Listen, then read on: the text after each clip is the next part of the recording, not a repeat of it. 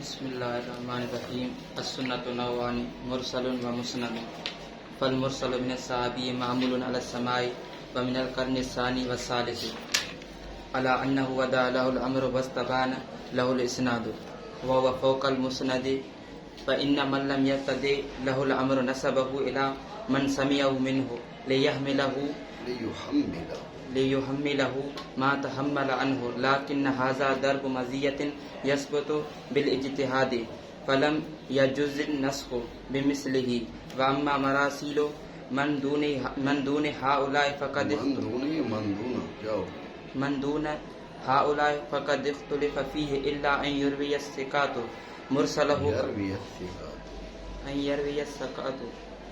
مرسله كما رووا مسنده مثل إرسال محمد بن الحسن وأمثاله وقال الشافعي رحمه الله لا أقبل إلا مراسيل سعيد بن المسيب فإني تتبعتها فوجدتها مسانيد. کیا ہو گیا؟ بسم اللہ الرحمن الرحیم. تو بات یہ تھی کہ سنت کی، حدیث کی اتصال اور انقطاع کے لحاظ سے، سند کے اتصال اور انقطاع کے لحاظ سے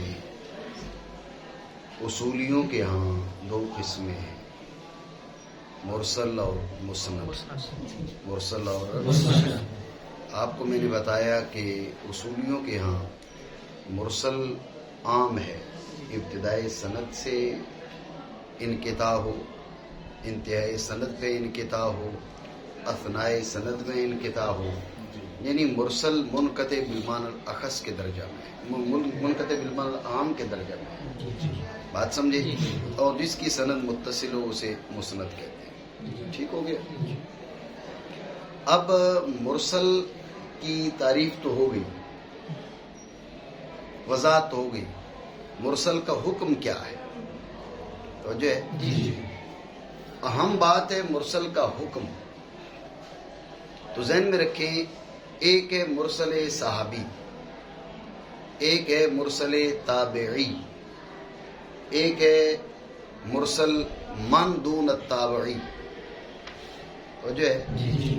مرسل صحابی اس میں کوئی زیادہ اختلاف نہیں ہے. مراسیل صحابہ جو ہیں وہ بالاتفاق مقبول ہیں، معتبر ہیں. وجہ ہے مراسیل صحابہ کی بات ذہن میں رکھیں. صحابہ سے بھی بعض اوقات ایسی حدیث مروی ہوتی ہے کہ جو حقیقت میں مرسل ہوتی ہے. مثلا آپ دیکھیں سیدہ ام المومنین عائشہ صدیقہ رضی اللہ تعالیٰ عنہ، آپ ابتداء نبوت کے واقعات بیان کر رہی ہیں. جی رسول اللہ صلی اللہ تعالیٰ علیہ وسلم پر وحی کیسے نازل ہوئی، اس کی کیفیت کیا تھی، ابتداء وحی کیسے ہوئی. خود صحیح بخاری ابتدا میں موجود ہے. تو اب سیدہ ام المومنین عائشہ صدیقہ رضی اللہ تعالیٰ عنہ، تو آپ نے تو وہ دور نہیں پایا جب رسول اللہ صلی اللہ تعالیٰ علیہ وسلم پر وحی نازل ہوئی. جب وحی کے نزول کی ابتدا ہوئی تو ام المومنین سیدہ عائشہ صدیقہ رضی اللہ تعالیٰ عنہ آپ تو پیدا بھی نہیں ہوئی تھی. ٹھیک ہے؟ تو اب جو آپ روایت کر رہی ہیں تو اس میں احتمال ہے کہ آپ نے مثلا سیدنا ابوبکر صدیق سے سنا یا کسی اور صحابی سے یا صحابیہ سے سنا، یہ احتمال بھی ہے. بات آپ سمجھ رہے ہیں؟ تو صحابہ کی جو مراسیل ہیں وہ بالاتفاق مقبول ہیں. اتنی بات سمجھے؟ یہ مرسل صحابی کا حکم ہو گیا. مرسل تابعی ان کی بات ہم کرتے ہیں. بات آپ سمجھ رہے ہیں؟ مرسل صحابی بالاتفاق کیوں مقبول ہے؟ سوال یہ ہے. جی تو اصل میں صحابی نے جس سے روایت کرنی ہے وہ صحابی ہی سے روایت کر رہے ہیں. بات آپ سمجھیں؟ صحابی نے جس سے بھی روایت کرنی ہے وہ صحابی ہی سے روایت کرنی ہے. ٹھیک ہے. اور یہ بھی ہو سکتا ہے کہ اس نے خود سنی ہو. مثلاً ام المومنین سیدہ عائشہ صدیقہ رضی اللہ عنہا کی ہم نے بات کی کہ آپ ابتدائی وحی کے واقعات بیان کر رہی ہیں، ہو سکتا ہے انہوں نے سید عالم صلی اللہ تعالی علیہ وسلم سے خود سنا ہو. ایسا تو ممکن ہے. ٹھیک ہے. جب یہ ممکن ہے آپ علیہ الصلوۃ والسلام نے خود بیان کیا ہو ام المومنین سیدہ عائشہ صدیقہ رضی اللہ تعالی عنہا کے سامنے، تو اب کوئی ارسال نہیں ہے، اتصال ہے. بات آپ سمجھ رہے ہو نہیں؟ تو صحابی کی جو مرسل ہے، مراسیل صحابہ ہیں، وہ بالاتفاق مقبول کیوں ہیں؟ وہ اس لیے مقبول ہیں کہ صحابہ نے ارسال کرنا ہے صحابہ ہی سے، اور صحابہ کے اندر دو کیٹیگریز نہیں ہیں، دو قسمیں نہیں ہیں، عادل اور غیر عادل صحابہ میں نہیں ہیں. صحابہ میں ایک ہی قسم ہے، عادل. راوی سے بحث کیوں کرتے ہیں؟ راوی سے بحث اور یہ جو ہم ثبوت سے بحث کرتے ہیں، وہ اس لیے بحث کرتے ہیں کہ بیچ میں جو روات ہیں معلوم نہیں کہ وہ راوی عادل ہے، فاسق ہے، اس کی حیثیت کیا ہے، ضعیف ہے، ثقہ ہے. بات سمجھے؟ لیکن یہ احتمالات صحابہ میں جاری نہیں ہوتے.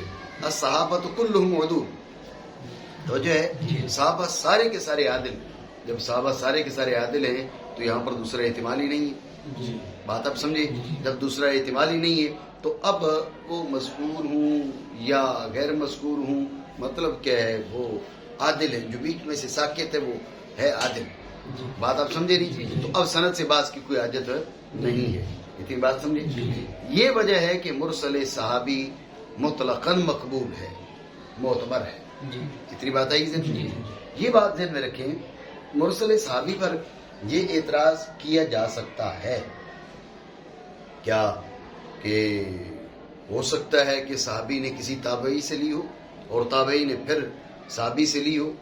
یہ احتمال ہے نہیں ہے؟ یہ احتمال ہے. صغار صحابہ کو لے لیں.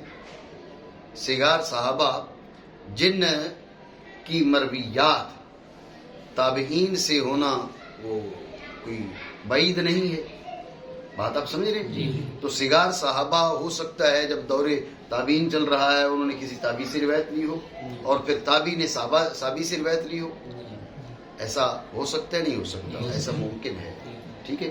اور پھر تابعین میں کیا ہے؟ وہ عدول بھی ہیں اور غیر عدول بھی ہیں، ثقات بھی ہیں اور غیر ثقات بھی ہیں. اب بات سمجھ رہے ہو نہیں؟ ٹھیک ہے. تو یہ احتمال موجود ہے صحابہ کی مراسیل میں بھی. تو صحابہ کی جو مراسیل ہے اس میں یہ احتمال ہوتے ہوئے آپ صحابی کی مرسل کو مطلقاً کیوں قبول کرتے ہیں؟ سوال بنا نہیں؟ یہ سوال ہے تو اس کا جواب سمجھیں کہ یہ ہے نوادرات. ٹھیک ہے. اور جو فقہا ہیں، اصولی ہیں، یہ احتمالات بعیدہ کا لحاظ نہیں کرتے. یہ بات ذہن میں رکھیں. جو امور کثیرہ ہیں، امور غالبہ ہیں، یہ انہی پر اپنی گفتگو کو مبنی کرتے ہیں اور انہی پر احکام بیان کرتے ہیں. بات آپ سمجھے نہیں سمجھے؟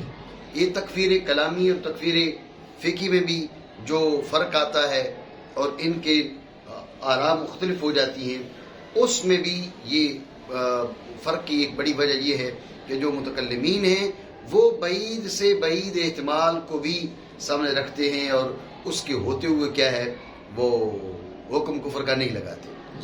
برخلاف فقہا کے وہ امور غالبہ پر حکم لگاتے ہیں. جو غالب ہے اس بنیاد پر حکم لگا دیتے ہیں، احتمالات بعیدہ کا لحاظ نہیں کرتے. بات آپ سمجھیں؟ اور یہ بھی بات ذہن میں رکھیں، جو باب فقہ ہے اس کے موافق یہی ہے احتمالات بعیدہ کا لحاظ نہ کیا جائے. احتمالات بعیدہ کا لحاظ کیا جائے تو لوگ دشواری میں پڑ جائیں، اتنے کیلو کال میں پڑ جائیں کہ بھئی نماز ادا کرنی ہے تو اس کے لیے بھی نہ جانے کتنا تردد. اچھا یہ ٹنکی ہے پانی کی، یہ اوپر سے کھلی ہوئی ہے، کیا یہ احتمال نہیں ہے کہ اوپر کوئی کوا بیٹھا ہوا ہو، اس کے منہ کے اندر چوہا ہو اور اس نے اس کے اندر پھینک دیا ہو اور پانی ناپاک ہو گیا ہو؟ بھائی پانی ناپاک ہو گیا ہوتا تو تمہیں نظر آ جاتا. ہو سکتا ہے وہ پائپ کے اندر چوہا گھس گیا ہو اور وہ پانی سارا ناپاک ہو گیا، اور پھر مطلب کس قسم کے احتمالات نکل سکتے ہیں اور انسان کی زندگی دشوار ہو سکتی ہے. اس لیے ہر ایک فن کا اپنا ایک دائرہ ہے. یہ بات ذہن میں رکھنا. ہر ایک علم کا اپنا دائرہ ہے، اس دائرے میں وہ لوگ کام کرتے ہیں یہی فقی اٹھ کے جب علم کلام میں گفتگو کرے گا تو اس کا انداز متکلمین والا ہوگا، وہاں پر اور انداز میں گفتگو کرے گا یا اور انداز میں گفتگو کرے گا. شخصیات کی بات نہیں، یہ بات علوم کے دائرہ کی ہے. بات آپ سمجھے؟ تو جب یہ بات آپ کے ذہن میں آ گئی تو اب یہ احتمال بعید ہے کہ بھئی صحابی ادھر سے آ کے تابی سے لیا پھر ادھر، یہ ممکن ہے، انکار کسی نے نہیں کیا، لیکن یہ اس میں بودھ ہے یا نادر ہے. جب یہ نادر الوقوع ہے تو اس کی بنیاد پر ہم جو مثلا سیدہ ام المومنین عائشہ صدیقہ رضی اللہ تعالیٰ عنہا کی مراسیل ہیں، دیگر صحابہ کرام کی مراسیل ہیں، حضرت ابو ہریرہ رضی اللہ تعالیٰ عنہ کی مراسیل ہیں. اب ہم ان پر کیا کریں، حکم لگاتے رہیں. اب ہم احتمال یہ بھی ہو سکتا ہے کسی تابعی سے لیا ہو، اس بنیاد پر ہم جو ہے نا وہ اس پہ بحث کریں، اس بحث کی کوئی حاجت نہیں. میری بات سمجھے نہیں سمجھے؟ خلاصہ گفتگو دوبارہ سمجھے. بات ہی بیان کی کہ مرسل اور مسند دو قسمیں ہو گئی سنت کی. تو اب حکم بیان کرتے ہیں، مرسل کو حکم کیا ہے اور مسند کو حکم کیا ہے. توجہ ہے؟ تو مرسل کا مطلقاً ایک حکم بیان نہیں کیا جا سکتا. دیکھا جائے گا کہ مرسل کس کی ہے، صحابی کی ہے، تابعی کی ہے، اتباع کی ہے یا بعد والوں کی ہے. توجہ ہے؟ مرسل اگر صحابی کی ہو تو اب بالاتفاق مقبول ہے. وجہ اس کی میں نے آپ کو بتائی، خلاصہ دوبارہ بتا رہا ہوں کہ وجہ اس کی ہے کہ ہم راوی سے بحث کیوں کرتے ہیں. راوی سے بحث اس لیے کرتے ہیں کہ پہچانے وہ ثقہ ہے یا ضعیف ہے. ٹھیک ہو گیا؟ وہ ثقہ ہے یا ضعیف ہے. تو اب صحابہ میں سارے صحابہ ثقات ہیں. لفظی تو ایسی بات نہیں کرتے شاید کرتے. بہرحال چلیں، یہ اور کوئی کسی کے پاس بہانہ نہیں ہے نا، اور کسی کے پاس کوئی بہانہ نہیں ہے ذکر آل رسول کو روکنے کا. ٹھیک ہے؟ رات میں تمہارا پوچھ رہا تھا کہ میں نے کہا تمہیں سفیانی بتا دوں، تو ابھی بتا دیتا ہوں انشاءاللہ سبق کے بعد. تو یہ اہل بیت کرام سے جو دشمنی ہے وہ چل رہی ہے اور چلتی رہے گی، اور سفیانی بھی ظالم آئے گا اور حضور کی آل کو قتل کرے گا، شہید کرے گا ان کو، سادات کو. ٹھیک ہے نا؟ تو اس لیے یہ جھگڑا ختم ہونے والا نہیں ہے. تو بہرحال اللہ اپنی پناہ میں رکھے. تو بات میں یہ کر رہا تھا کہ صحابہ کرام رضی اللہ تعالیٰ عنہ اجمعین ان میں یہ تقسیم ہوتی ہی نہیں ہے کہ یہ عادل ہے اور یہ غیر عادل ہے، یہ ثقہ ہے اور یہ ضعیف ہے. جب صحابہ کرام رضی اللہ تعالیٰ عنہ اجمعین میں یہ تقسیم ہی نہیں ہے، ایک ہی ہے اور وہ ایک صحابۃ کلھم عدول. سمجھے؟ صحابۃ کلھم عدول، صحابہ سارے کے سارے عادل. جب سارے کے سارے عادل ہیں تو اب بحث کرنے کا مطلب کیا ہے؟ اب صحابی مذکور ہوگا یا مذکور نہیں ہوگا اس سے بحث کرنے کی میں حاجت نہیں. بات سمجھے؟ تو جب صحابی نے روایت رہنی ہے صحابی سے اور دوسرے نے تیسرے سے، اور انہوں نے آگے جا کے حضور سید عالم صلی اللہ تعالی علیہ وسلم سے، اب اس صحابی اور حضور علیہ الصلوۃ والسلام کے بیچ ایک ساکت ہو، دو ساکت ہوں یا کتنے بھی ساکت ہوں، ان سے کوئی فرق نہیں پڑتا. کیوں؟ اس لیے کہ جتنے بھی ساکت ہیں سارے عادل ہیں. ہمیں ان کے نام جاننے، ان کی شخصیات پہچاننے، اس کی کوئی حاجت نہیں. بات آپ سمجھے نہیں سمجھے؟ تو جب صحابۃ کلھم عدول، سارے عادل ہوئے تو سند سے باز کی کوئی حاجت نہیں ہے. لہذا صحابی کی مرسل جو ہے مطلقاً مقبول ہے. بات آپ سمجھے نہیں سمجھے؟ یہ بات آ گئی ذہن میں. رہا یہ اعتراض تو یہ احتمال ہے کہ صحابی نے تابعی سے لی ہو، تابعی نے پھر صحابی سے لی ہو، اس صحابی نے حضور سے لی ہو. ایسا ممکن ہے؟ یہ نہیں ایسا ممکن ہے. تو جب یہ احتمال ہے تو پھر آپ مرسل صحابی کو مطلقاً کیوں قبول کر رہے ہیں؟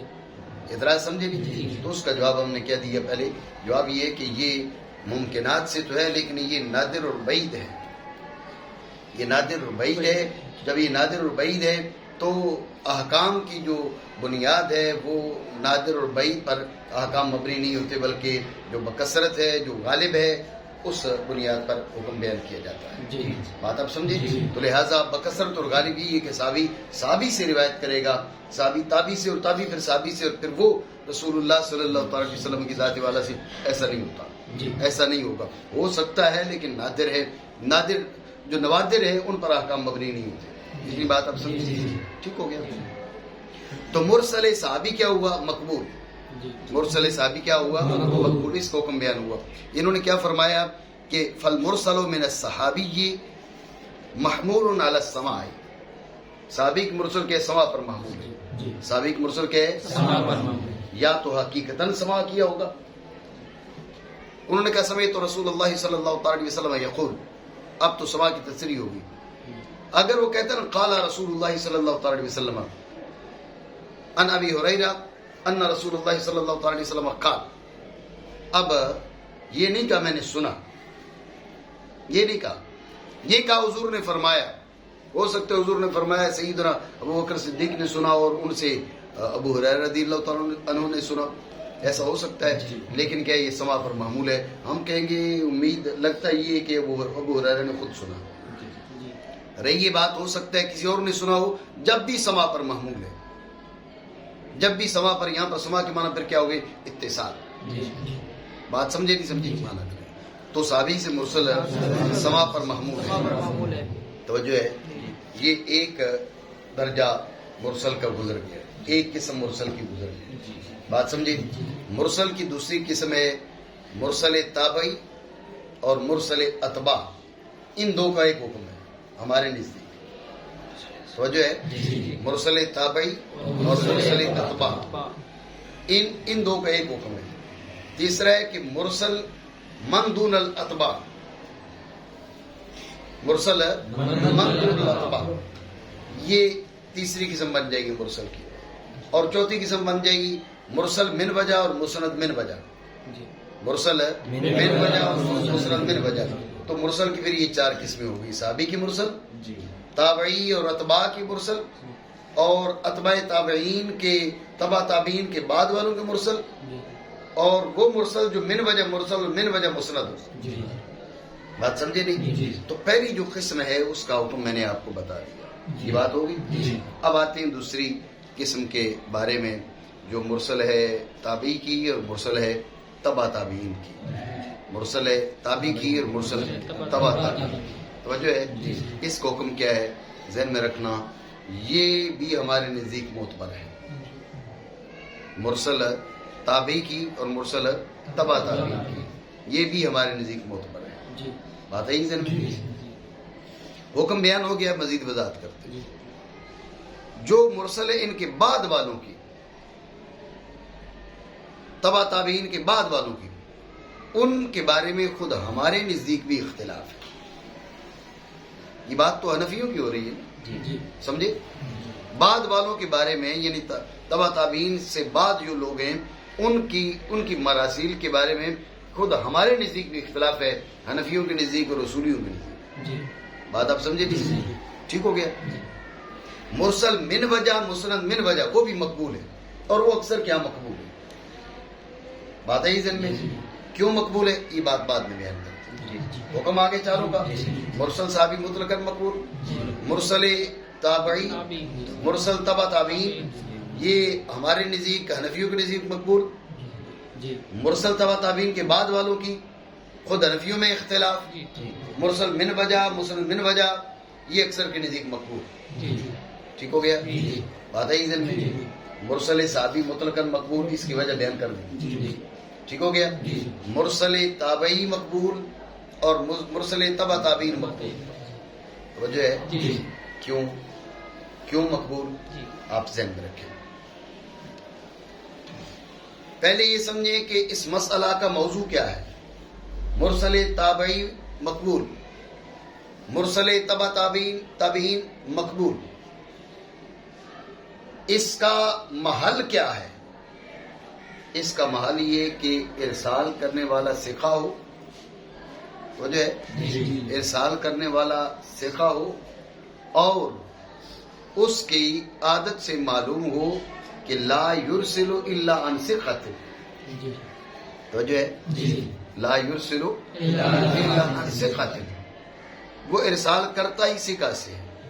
ارسال کرنے والا ثقہ، اس کی عادت سے معلوم کہ وہ ارسال نہیں کرتا مگر ثقہ سے، اور ہو قرون ثلاثہ اول سے.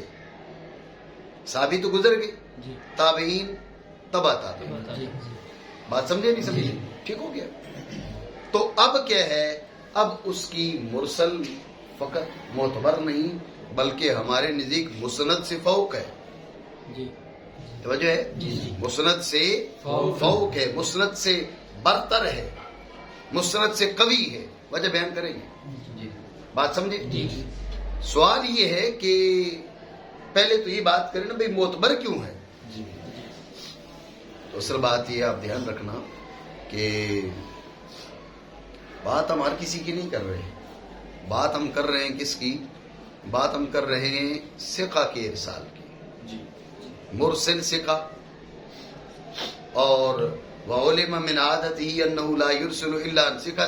جی سمجھ رہے ہو بات کو؟ جی، جی۔ اس کی عادت سے معلوم ہے کہ وہ ارسال کرے تو ثقہ سے ارسال کرتا ہے. آپ غور کریں، اصولی یہ کہتے ہیں کہ جب وہ خود ثقہ ہے، جب خود ثقہ ہے اور اب کہتے ہیں قال رسول اللہ صلی اللہ تعالی علیہ وسلم، ہے ثقہ اور کہتے ہیں قال رسول اللہ صلی اللہ تعالی علیہ وسلم. اب آپ غور کریے، اگر اسے تردد ہوتا، اس بات میں کسی طرح کا تردد ہوتا کہ پتہ نہیں فرمایا یا نہیں فرمایا، تو پھر قال رسول اللہ صلی اللہ تعالی علیہ وسلم کہتا؟ وہ نہ کہتا. وہ کہتا حدثنی فلان عن فلان عن فلان، مجھے فلاں نے بتایا فلاں سے فلاں سے فلاں سے. بھائی مجھے نہیں پتا کہ رسول اللہ صلی اللہ تعالی علیہ وسلم نے یہ فرمایا یا نہیں فرمایا، میں نے فلاں سے سنا. اب ذمہ داری اس پر ہے، سچ وہ جانے جھوٹ وہ جانے، مجھے اس سے کوئی سروکار نہیں، مجھے اس نے بتایا. اس کے حال کے بارے میں خود تم تفتیش کر لو. بات سمجھے نہیں؟ اس کے حال کے بارے میں خود تم تفتیش کر لو کہ وہ درست کہہ رہے غلط کہہ رہے، مجھے اس نے بتایا. بات سمجھے نہیں سمجھے؟ اب آپ غور کرنا، اس پہ توجہ کرو گے تو مرسل کی مسند سے جو فوقیت ہے اس کی جانب بھی اس میں اشارہ موجود ہے. بھائی بات یہ ہے کہ مسند میں وہ کہتا ہے جی مجھے نہیں پتا، اس کا حال بتا رہا ہے کہ مجھے نہیں پتا کہ حضور سید عالم صلی اللہ تعالی علیہ وسلم نے یہ فرمایا یا نہیں فرمایا. البتہ مجھے توحید نے بتایا، جب توحید نے بتایا توحید جانے، توحید کا کام جانے. دوسری جگہ پر وہ کیا کہہ رہے ہیں؟ وہ کہہ رہے ہیں کہ رسول اللہ صلی اللہ تعالی علیہ وسلم نے ایسا فرمایا، رسول اللہ صلی اللہ تعالی علیہ وسلم نے ایسا فرمایا. جب وہ یہ کہہ رہا ہے تو اتنی تاکید سے اور اتنی پختگی سے، اتنے اعتماد سے کہہ رہا ہے، اس کا مطلب ہے بیچ کی جو وسائط ہیں اس کی توثیق اس نے خود کر دی ہے. بات آپ سمجھے نہیں سمجھے؟ ٹھیک ہو گیا.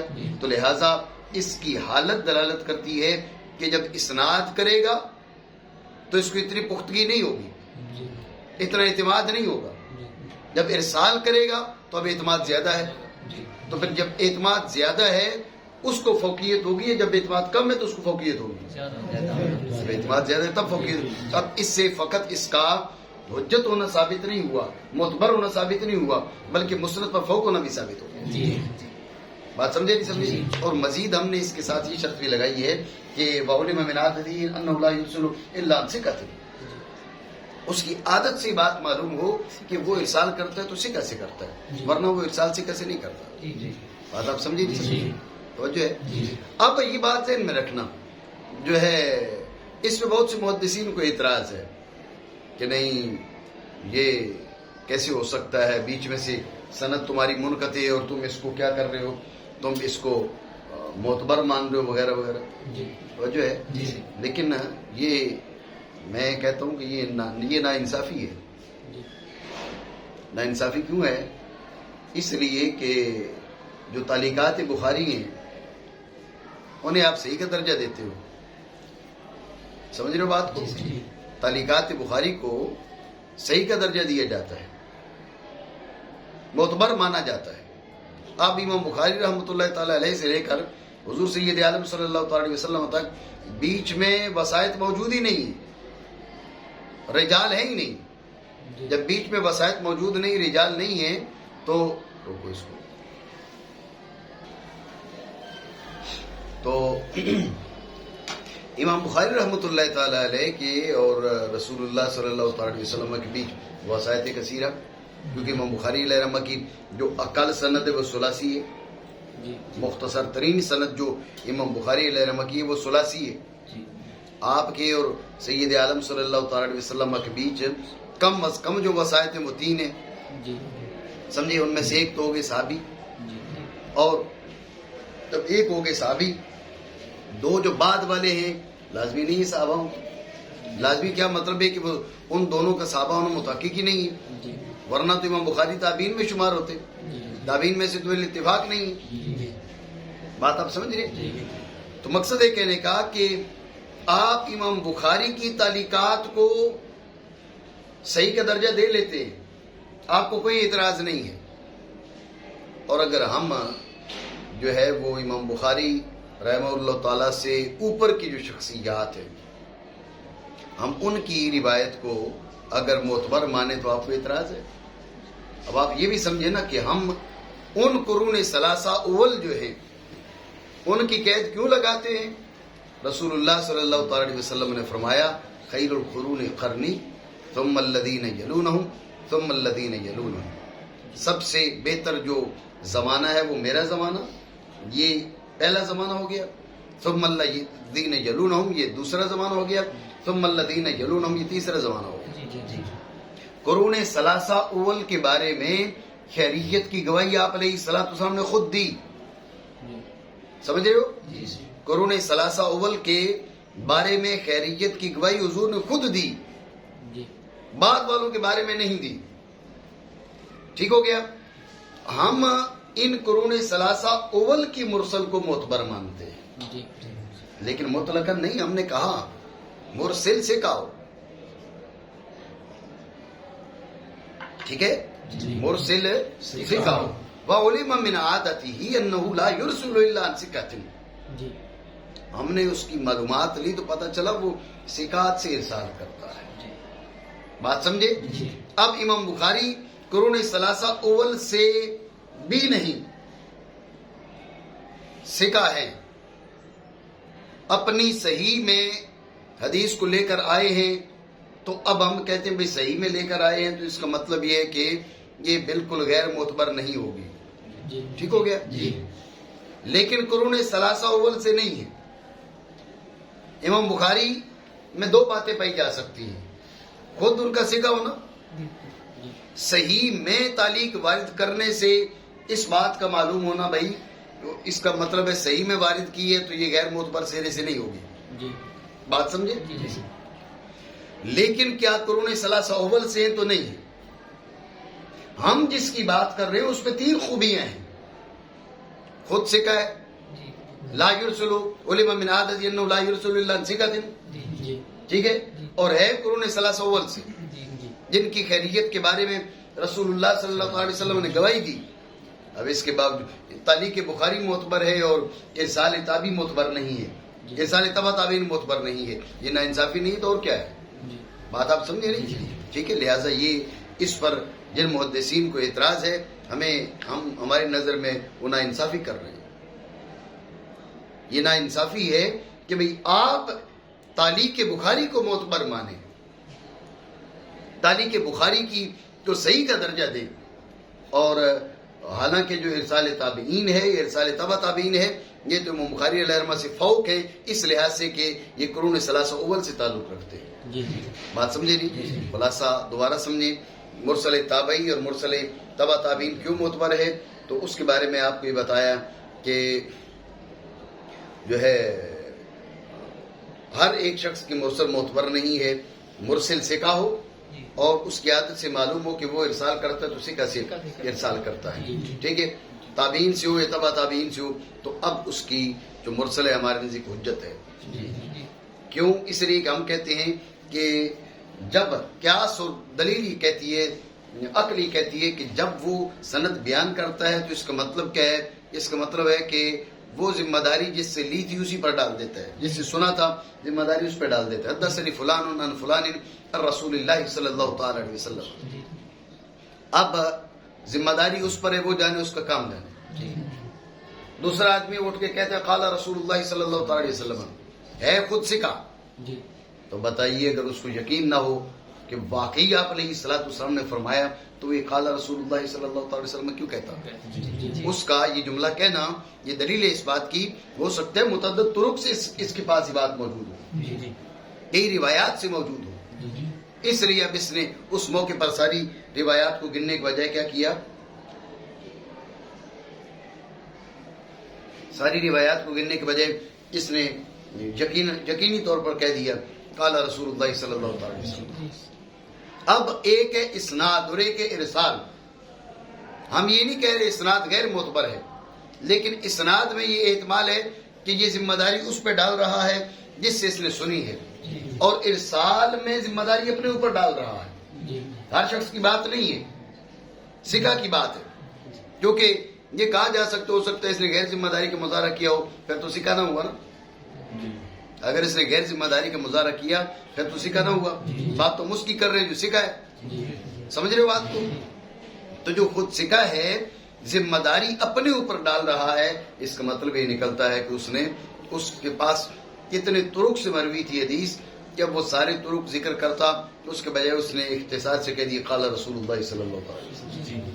سمجھے بات کو؟ اس کے ساتھ یہ ملا خیر القرون کرنی ثم الذین یلونہم ثم الذین یلونہم. آپ علیہ الصلوۃ والسلام نے قرون ثلاثہ اول کے لیے خیریت کی گواہی دی، اس لیے ہم کہتے ہیں یہ ساری چیزیں ملی تو لہذا اس کی مرسل جو ہے معتبر ہے. فقط معتبر نہیں ہے بلکہ فوق میں مسند ہے. فوقیت کی وجہ بتا دی، اس کی کیفیت اور اس کی حالت دلالت کرتی ہے. بات سمجھے؟ اور پھر ساتھ یہ بھی ہے جہاں جہاں اس نے ارسال کیا ہم نے پوچھا بھی یہ بتا تجھے بتایا کس نے؟ اس نے کہا حدثنی فلان حدثنی سعید بن المسیب. ٹھیک ہے نا؟ جب مجھے سعید بن مسیب کو بیچ میں سے ساکت کر رہا ہے، سعید بن مسیب آگے مثلا کسی بھی صحابی سے روایت کریں، مولا علی مشکل کشا سے روایت کر رہے ہیں، تو اب جب وہ سعید بن مسیب سے کر رہا ہے ارسال کر رہا ہے وہ تو ثقات تابعین میں سے. حسن بصری رضی اللہ تعالیٰ عنہ سے ارسال کر رہا ہے وہ تو ثقات تابعین میں سے. اب بات سمجھے نہیں سمجھے؟ توجہ ہے.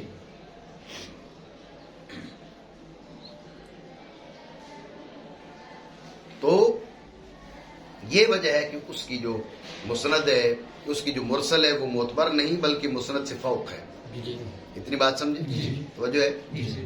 باقی رہی بات مرسل من دون ہؤلاء کی، تبع تابعین کے بعد والوں کی مرسل، اس میں اختلاف کی وجہ کیا ہے وہ بھی سمجھیں. اختلاف کی وجہ یہ ہے کہ جن حضرات نے اس کو حجت مانا وہ یہی دلیل جاری کرتے ہیں اس کے اندر کہ بھئی خود سے کہے علم من عادتی انہ لا یرسل الا عن ثقۃ. ٹھیک ہے، تو پھر وہاں پر مرسل معتبر ہے تو یہاں پر بھی مرسل معتبر ہے. بات سمجھے گی؟ تو جو ارسال ان کے ارسال کا اعتبار نہیں کرتے وہ کہتے ہیں کہ وہاں پر ہم نے ساتھ میں لایا تھا کس بات کو کہ قرون ثلاثہ اول سے ہے جن کی خیریت کی آپ علیہ الصلوۃ والسلام نے گواہی دی. ٹھیک ہے، تو اب یہ جو بعد والے ہیں ان کی خیریت کی چونکہ گواہی نہیں ہے لہذا وہ خیریت کی گواہی کے سکوت کی وجہ سے ان کی مرسل کا وہ درجہ نہیں ہے. یہ وجہ اختلاف ہے. بات سمجھے نہیں سمجھے؟ چوتھی قسم میں مرسل من وجہ مسند من وجہ، تو یہ بھی معتبر ہے، اکثر کے نزدیک معتبر ہے. کیوں؟ اس لیے کہ ارسال من وجہ معید ہے کس سے؟ اسناد سے. من وجہ جو مرسل ہے دوسرے طریقے سے مسند ہے. جب دوسرے طریقے سے مسند ہے، یہ طریقے مسند جو ہے وہ اس طریقے مرسل کا معید ہے تو لہذا اس نے اس کو تقویت دی اس لیے معتبر ہے. بات سمجھے نہیں سمجھے؟ ٹھیک ہو گیا جی بولو.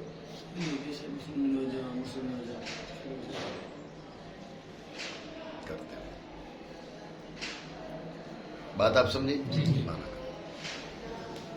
تو مرسل صحابی سے محمول سما پر یہ پہلی قسم ہوگی، اور کرنے ثانی اور ثالث سے محمول اس بات پر کہ واضح ہوا مرسل کے لیے معاملہ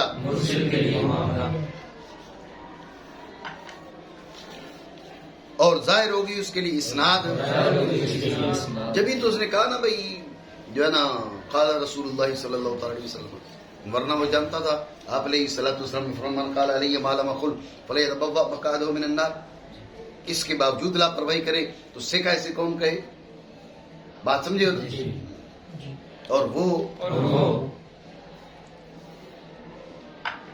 مسند سے فوق ہے.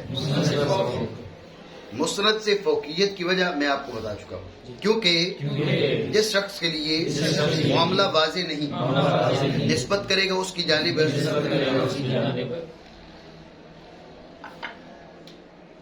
جس سے اس نے سنا تاکہ ڈالے اس پر جو اس سے اٹھایا، جو اس سے تحمل کیا اسی پہ ڈالے. بھئی سچ اور جھوٹ اس کی ذمہ داری ہے.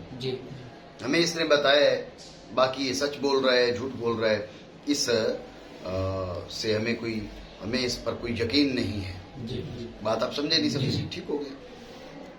لیکن جب وہ یقینی اور جزمی طور پر کہتا ہے قال رسول اللہ صلی اللہ علیہ وسلم تو اس کا کردار بتا رہا ہے، اس کا انداز بتا رہا ہے کہ اس کے نزدیک معاملہ بالکل واضح ہو چکا، ورنہ یہ اتنی جرت نہ کرتا کہ آپ علیہ الصلوۃ والسلام کی جانب جو ہے نا وہ تیسرے دور سے اٹھ کے حضور کی جانب اس قسم کی اسناد کر سکتا. بات آپ سمجھے نہیں سمجھے؟ یہاں پر ایک اعتراض ہے جس کا جواب دیا. اعتراض ہے، آپ نے کیا کہا کہ یہ فوق المسند ہے. کیا اب مسند سے فوق ہے تو مسند کی تمام تر اقسام سے فوق ہے یا بعض سے؟ مسند کی آگے چل کے 3 قسمیں بیان ہو رہی ہیں، متواتر، مشہور اور خبر واحد. متواتر، مشہور اور خبر واحد. تو اب مسئلہ یہ ہے کہ اگر یہ تمام تر اقسام سے فوق ہے تو پھر تو یہ متواتر سے فوق ہے، خبر متواتر سے بھی فوق ہے، اور یہ بات تو بالکل غیر معقول ہوگی. اور اگر آپ کہیں کہ بعض اقسام سے فوق ہے تو کم از کم جو ادنا درجہ ہے مسند کا اس سے تو فوق ہونی چاہیے نا. ادنا درجہ ہے اس کا خبر واحد، اس سے فوق ہے تو خبر واحد سے فوق مشہور ہوتی ہے، مطلب کم از کم خبر مشہور کے درجہ میں. اتنی بات سمجھے نہیں؟ جب یہ بات آپ کے ذہن میں آ گئی کہ یہ خبر مشہور کے درجہ میں ہے، تو جب خبر مشہور کے درجہ میں ہے تو خبر مشہور سے زیادت پر کتاب اللہ کے عموم کی تخصیص، سمجھے بات کو، اور اطلاق کی تقید، نسخ، یہ ساری کی ساری باتیں خبر مشہور سے ہو سکتی ہیں. تو پھر مرسل سے بھی ہو جانی چاہیے. مرسل سے بھی زیادت پر کتاب، یعنی مطلق کی تقید، عموم کی تخصیص، نسخ وغیرہ وغیرہ، یہ ساری کی ساری باتیں ہو جانی چاہیے. مرسل سے بھی جیسے مشہور سے ہو سکتی ہیں، حالانکہ آپ تو مرسل سے اس کو جائز قرار نہیں دیتے. اگر یہ مسند سے فوق تھی، کم از کم ادنا درجہ کی جو مسند ہے اس سے تو فوق ہوگی نا. اس سے فوق ہوگی تو مشہور کے درجہ میں آ جائے گی، مشہور کے درجے میں آئے گی تو پھر مشہور والے احکام پائے گی. احکام تو نہیں ہے، اعتراض بنا نہیں چاہیے. اس کا جواب دیتے ہوئے مصنف نے کہا کہ یہ جو ضرب مزیت ہے یثبت بالاجتہاد فلم یجوز النسخ بمثلہ. حاصل جواب کے بات پہ توجہ دینا. حاصل جواب یہ ہے کہ یہ اضافہ، یہ زیادتی، مسند پر فوقیت، یہ ثابت ہے کس سے؟ اجتہاد سے. ٹھیک ہے نا؟ یہ اجتہادی معاملہ ہے، یہ اجتہاد سے ثابت ہے. تو اب چونکہ یہ جو اس کو فوقیت ملی وہ اجتہاد سے فوقیت ملی، اس کی فوقیت میں اجتہاد کا دخل ہوا، صرف نص نہیں ہے بلکہ اجتہاد مجتہد کا دخل ہے. تو اجتہاد مجتہد سے ثابت ہونے والے جو امور ہیں وہ نصوص کے لیے ناسخ نہیں بن سکتے. وجہ ہے وہ نصوص کے لیے ناسخ نہیں بن سکتے، نصوص کے اطلاق کی تقیید نہیں کر سکتے، عموم کی تخصیص نہیں کر سکتے. اتنی بات سمجھیں؟ یہ وجہ ہے. مطلب یہ ہے کہ ہم اس کو مسند کی تمام تر اقسام سے فوق نہیں مانتے تو بعض سے ہے، لیکن بعض سے فوقیت ماننے کے بعد ہم اس کو مشہور والے احکام کیوں نہیں دیتے؟ مشہور میں کوئی بھی امر جو ہے وہ اجتہاد پر موقوف نہیں ہے. اس کی مرسل کی مسند پر فوقیت اجتہاد پر موقوف ہے، اس لیے اس کا طریقہ اور ہے، اس کا طریقہ اور ہے. مشہور سے نسخ کی کتاب جائز ہے اور اس سے مرسل سے نسخ کی کتاب جائز نہیں. بات سمجھے؟ دوبارہ سمجھے توجہ سے. جب انہوں نے کہا نا کہ بل ہوا وہ فوق المسند، اعتراض یہ کہ مسند کی تمام تر اقسام سے فوق ہے یا بعض سے؟ اگر تمام تر اقسام سے فوق ہو، بھائی مسند کی 3 قسم متواتر، مشہور اور قبر روایت، جی تو پھر متواتر سے بھی فوق، یہ تو غیر معقول بات ہے. جی. اور اگر آپ کے بعد سے تو لا عقل جو ہے وہ سب سے ادنا درجہ کی جو مسند ہے اس سے تو فوق ہوگی نا. جی. سب سے ادنا درجہ کی مسند کون سی؟ قبر روایت. جی. تو قبر روایت سے فوق ہے، مطلب مشہور کے درجہ میں ہے. جی تو مشہور والے احکام اس پہ لگنے چاہیے. جی. مشہور عموم کی تخصیص کر لیتی ہے، مطلق کی اطلاق کی تقیید کر لیتی ہے. جی. نسخ کتاب جائز ہے اس سے، مشہور سے. جی. تو یہ احکام مرسل کے بھی ہونے چاہیے. جی. مرسل میں تو یہ احکام نہیں ہے. جی.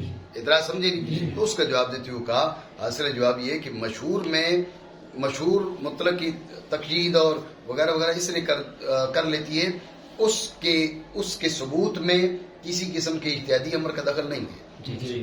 برخلاف کس کے؟ مرسل کی مسند پر فوقیت یہ اجتہادی معاملہ ہے، جی. نوع اجتہاد سے ثابت ہے، اجتہاد مجتہد سے ثابت ہے. سب کو تسلیم بھی اسی لیے نہیں ہے، سمجھے. یہ اجتہاد مجتہد سے ثابت ہے، اس میں اجتہاد کا دخل ہے تو امور اجتہادیہ کے ذریعے کتاب اللہ کا نسخ، کتاب اللہ کے عام کو خاص، کتاب اللہ کے مطلق کو مقید نہیں کیا جا سکتا، جو کہ نوع اجتہاد سے ثابت ہے. اس لیے یہ مشہور کے وہ احکام جو محض نص سے ثابت ہوتے ہیں اس پر وہ احکام مترتب نہیں ہوتے. بات سمجھے نہیں؟ جی مانا کریں. لیکن یہ اضافہ ثابت ہے اجتہاد سے تو نہیں جائز ہے. نسخ اس کی مثل سے. بہرحال 3 سے نیچے والوں کی مراسیل ہے تو ان میں اختلاف ہے. سمجھے بات کو؟ ان میں اختلاف ہے. اس وجہ سے آپ کو بتایا کہ اختلاف دلیل کا ہے تو باقی اس میں وہ مقبول ہے مقبول نہیں ہے. بات سمجھے؟ ایک استثناء بھی سمجھے. وہ کیا؟ وہ یہ ہے کہ جس سے مرسل جس کی ہے وہ نہ تابعین میں سے نہ اتباع میں سے ہے، تو دون سے، لیکن اس مرسل کی مرسل کو ثقات نے ویسے ہی روایت کیا ہو جیسے اس کی مسند کو روایت کیا. توجہ ہے نہیں؟ بات پہ دھیان دو. جس نے ارسال کیا وہ قرون ثلاثہ اول سے نہیں ہے. جس نے ارسال کیا تو قرون ثلاثہ اول سے نہیں ہے. جب قرون ثلاثہ اول سے نہیں ہے اب اس کی مرسل معتبر ہے معتبر نہیں ہے، یہ مسئلہ مختلف فیہا ہے. لیکن ہوا یوں کہ اس شخص سے آگے ثقات نے اس کی مرسل کو بھی ویسے ہی لیتے ہیں جیسے اس کی مسند کو لیتے ہیں. توجہ ہے؟ اب کوئی جھگڑا نہیں. ہم نے کہا تھا نا اختلاف ہے جی، لیکن اب نہیں ہے. اب اس کی مرسل معتبر ہے. بات ہے ہی دل میں. کیوں ایسا کیوں؟ اب کوئی اختلاف نہیں ہے. توجہ ہے؟ جو تو اس کی مرسل کو پہلے معتبر کہہ رہے تھے، من دون ہاؤلائے کی مرسل کو، ان کو تو وضاحت دینے کی حاجت ہی نہیں. وہ کہہ رہے تھے ہم نے تو پہلے ہی کہا تھا معتبر ہے، اب تو تم بھی مان گئے ہو. جو اس کی مرسل کو معتبر نہیں کہہ رہے تھے ان کے ہاں فرق کی وجہ کیا ہے؟ توجہ ہے؟ فرق کی وجہ یہ ہے کہ ہم کیا کہہ رہے ہیں بھائی، مثلا جو ہے نا اویس ہے مرسل چوتھے قرن کا، ٹھیک ہے.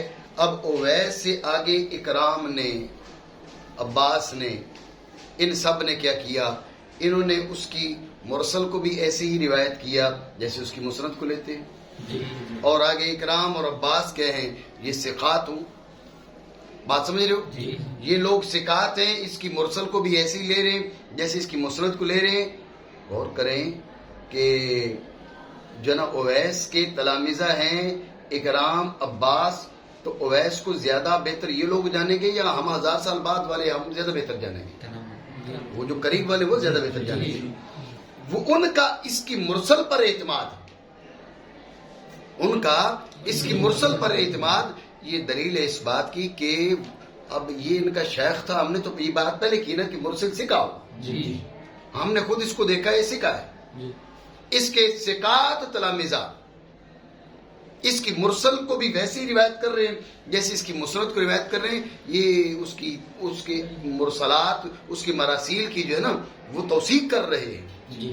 پہلے بھی سکھا تھا، تلامذہ ثقات ہیں، ان کا عمل جو ہے نا اس کی مراسیل کی توثیق کر رہا ہے.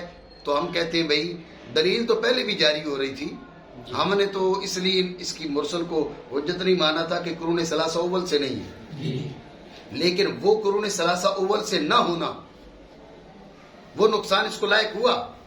لیکن یہ ثقات کی طرف سے جو عملی توثیق ہے وہ ساتھ جڑی تو وہ نقصان پورا ہو گیا. نقصان پورا ہو گیا اس لیے ہم نے اس کی مرسل کو مطلقاً مان لیا. بات سمجھے نہیں سمجھے؟ یہ وجہ ہے.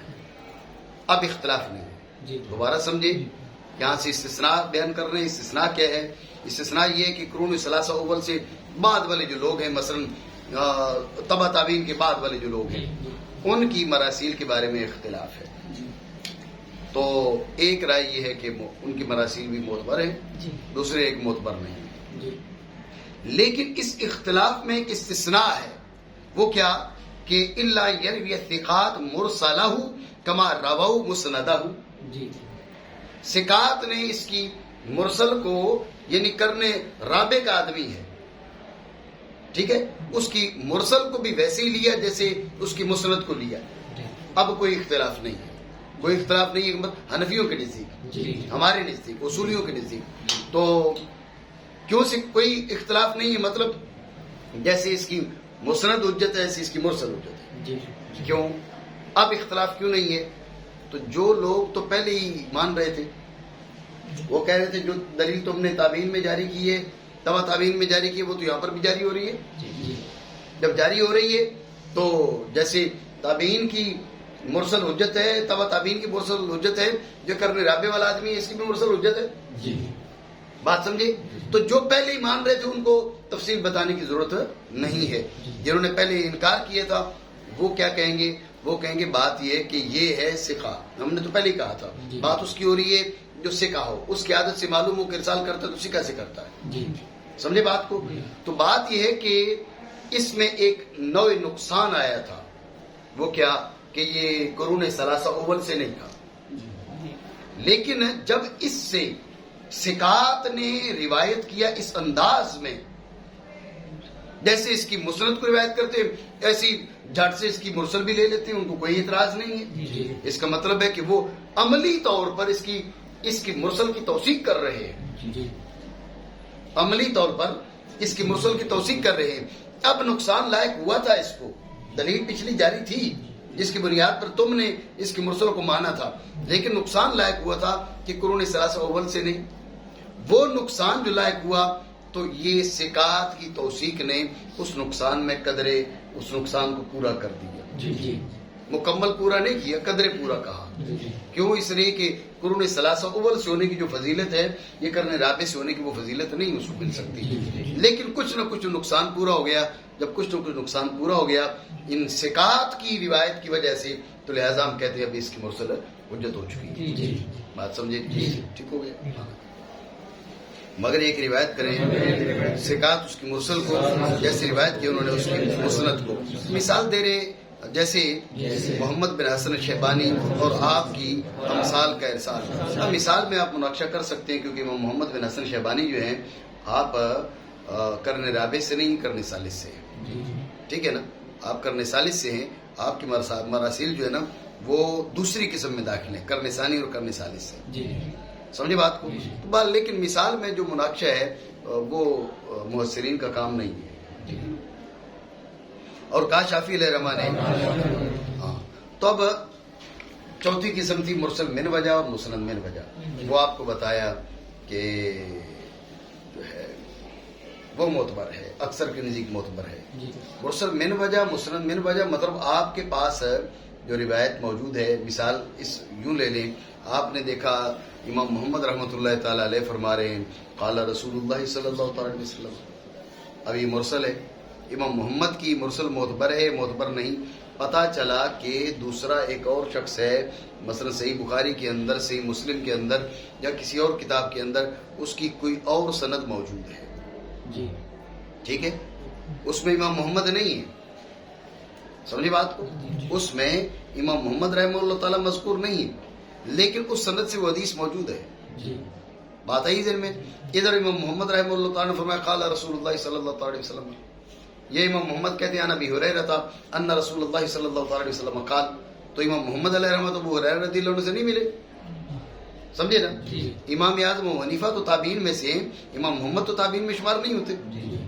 ٹھیک ہے, تو ذہن میں رکھیں کہ اب امام محمد رحمہ اللہ تعالیٰ نے فرمایا انا ابی ہریرہ ان رسول اللہ صلی اللہ علیہ وسلم قال, آپ کو سنن ابن ماجہ میں اس کی اور تائید میں حدیث مل جاتی ہے, اس میں اور سند میں جس کے اندر امام محمد نہیں ہے. اب آپ کے پاس جو وجہ ہے, آپ کے سامنے جو وجہ ہے یہ مرسل ہے, لیکن مسند من وجہ مسند موجود ہے, وہ اس کی معید ہے. یہ مرسل من وجہ مسند من وجہ. ٹھیک ہے, بات آ گئی ذہن میں. امام شافعی علیہ رحمۃ موقف ذکر کرتے ہیں. امام شافعی نے کہا بھی جناب سعید بن مسیب کی مراسیل میں قبول کرتا ہوں, باقیوں کی نہیں کرتا. باقیوں کی نہیں کرتا. دلیل وہی ہے جو کہتے ہیں بھئی جو مرسل ہے وہ منقطع ہے, تو جو راوی ساقط ہے وہ عادل بھی ہو سکتا ہے, وہ ضعیف بھی ہو سکتا ہے. جب تک وہ اس کی نشاندہی نہیں ہوگی تو تب تک اس کی بات کیسے مانی جا سکتی. تو بھائی جناب سعید بن مسیب کی کیوں کہا کہ سعید بن مسیب کی مراسیل کا میں نے تتبع کیا تو میں نے ان کو مسانید پایا. جناب سعید بن مسیب جو ہے وہ لازمی طور پہ کسی جو ہے وہ انہوں نے روایت کیا, اور بعض اوقات وہ روایت کرتے حدثنی فلان عن فلان, بعض اوقات وہ ارسال کر دیتے. لیکن یہ کہ ان مراسیل کے تتبع کے بعد مجھے پتہ چلا در حقیقت وہ مسانید ہیں. اس لیے امام شافعی علیہ رحمہ فرماتے ہیں کہ میں ان کی مسند کو, ان کی مرسل کو قبول کرتا ہوں. بات سمجھے, مزید پھر کرتے ہیں اس پہ. کہا شافعی علیہ رحمہ نے نہیں قبول کرتا میں مگر جناب سعید بن مسیب کی مراسیل کو, کیونکہ میں نے ان کا تتبع کیا تو انہیں مسانید پایا.